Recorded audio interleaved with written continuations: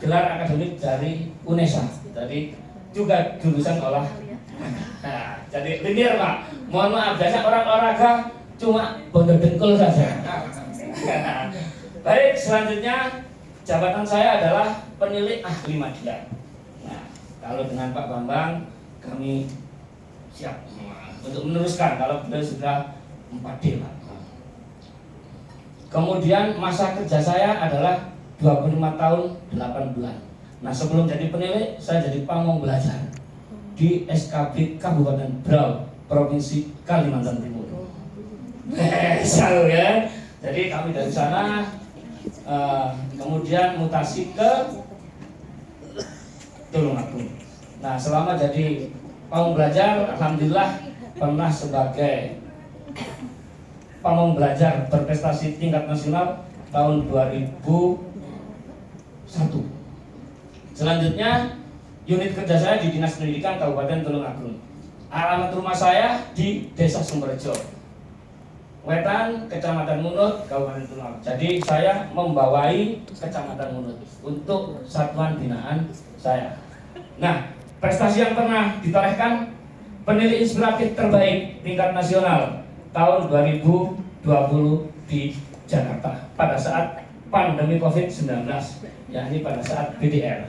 Dan mulai tahun 2021 sampai dengan sekarang diberi amanat sebagai asesor sekolah penggerak, asesor guru penggerak, dan asesor PPG Prajabatan oleh Kemendikbud Ristek Republik Indonesia. Itulah sekilas dari biodata kami.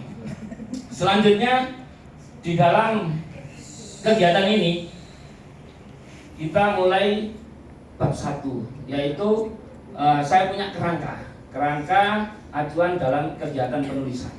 Yang pertama adalah bab 1 tentang pendahuluan. Di situ memuat situation atau task, yakni situasi dan tantangan. Nanti akan dijabarkan di dalam latar belakang, rumusan masalah, tujuan, dan strategi pemecahan masalah.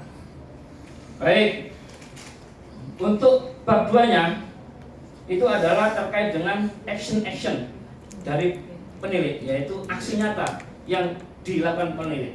Setelah tahu situasinya, kemudian tantangannya, baru kita melakukan aksi nyata yang dilakukan oleh penilik.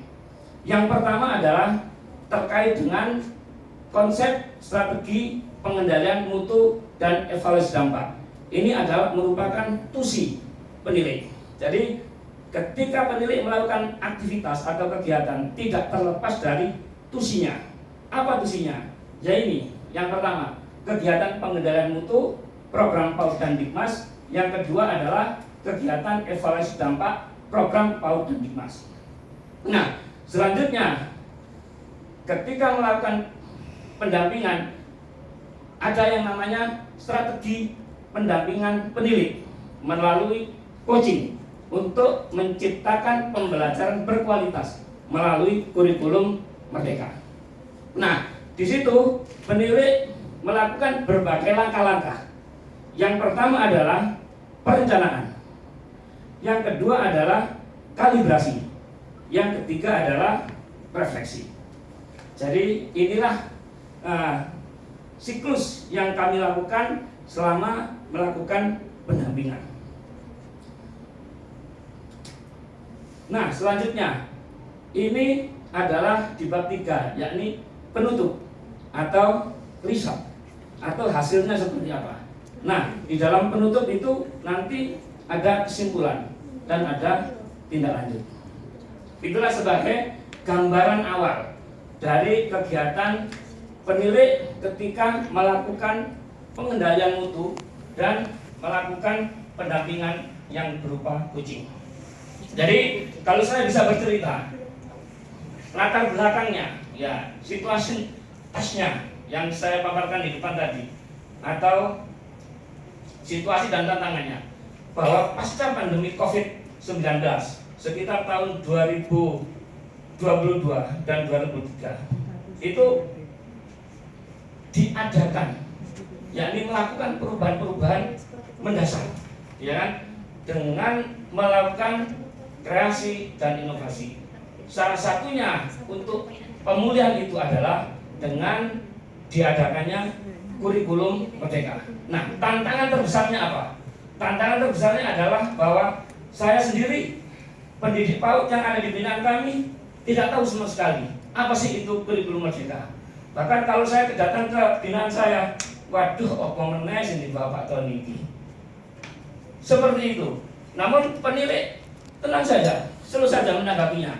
Santai saja. Oh ya, nanti akan saya jelaskan sambil berjalan.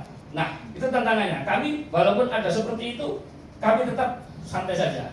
Nah, tidak reaktif dengan apa yang disampaikan oleh teman-teman yang ada di satuan pendidik.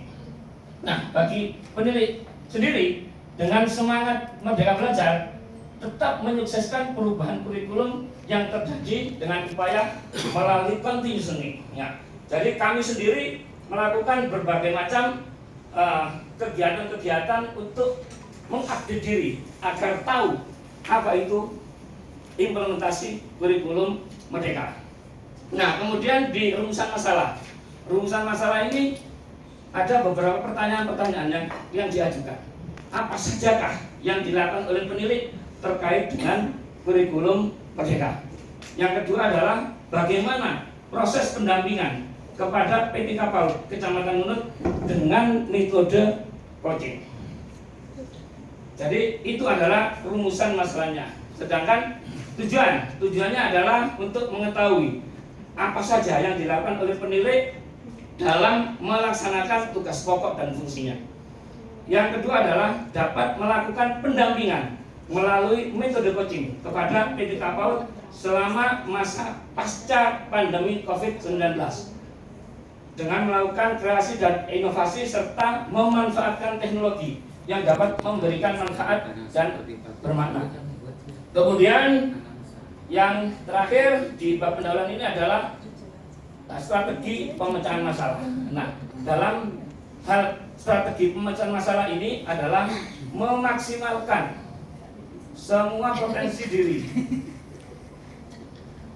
Kok bergerak? Nah, kembali lagi, memaksimalkan semua potensi diri dan lingkungan guna dapat melakukan kreasi dan inovasi dalam menjalankan tugas pokok dan fungsinya serta melakukan pendampingan, yakni dengan cara melakukan webinar, ikut BIMTEK, ikut diklat, kemudian memanfaatkan perkembangan teknologi dalam melaksanakan kegiatannya.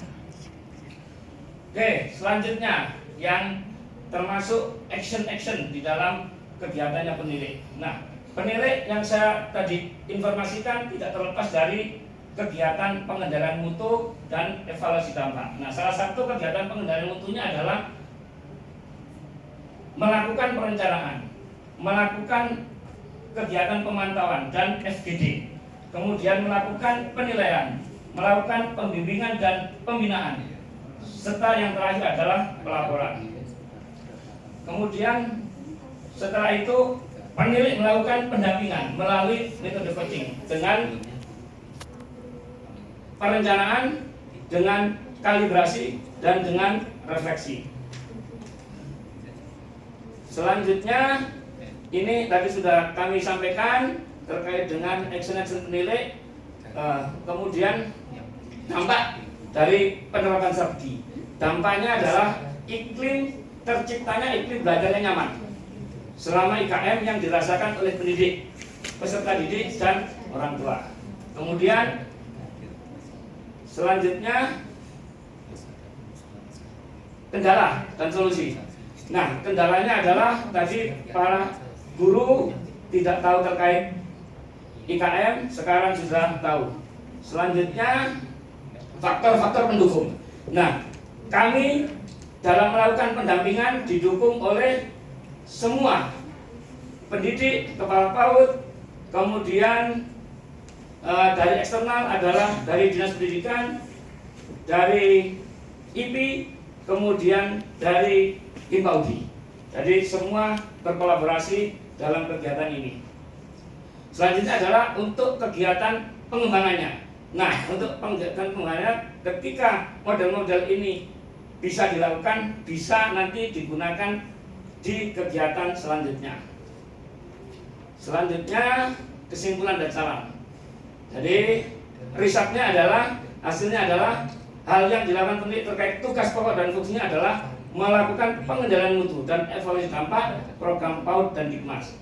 Yang kedua adalah tahapan proses pendampingan dengan metode coaching adalah dengan melakukan perencanaan, kalibrasi dan refleksi, sehingga strategi ini tepat untuk dilakukan di Satuan PAUD Kecamatan Ngunut, Kabupaten Tulungagung.